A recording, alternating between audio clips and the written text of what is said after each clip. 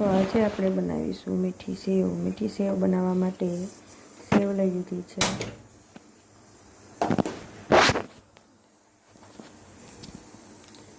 ધીમા ગેસ ઉપર આપણે સેવ મૂકીશું. તેમાં થોડુંક ઘી નાખશું.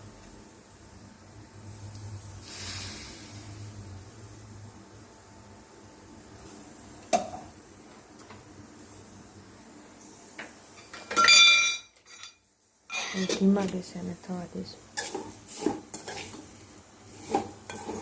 સેવ ચકાઈ જાય એટલે આપણે એમાં ખાંડ અને પાણી નાખીશું. સેવનો કલર ચેન્જ થઈ ગયો છે. હવે આપણે એમાં ખાંડ અને પાણી નાખીશું. સ્વાદ પ્રમાણે ખાંડ નાખવાની.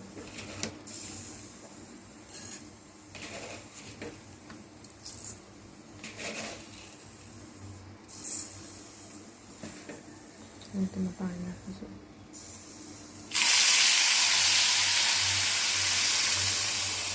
ડૂબી જાય એટલું પાણી નાખવાનું.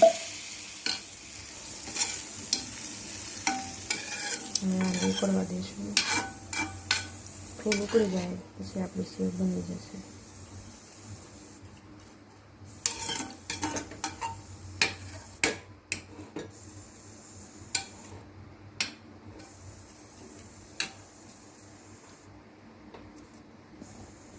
આપણી સેવ બનીને તૈયાર છે.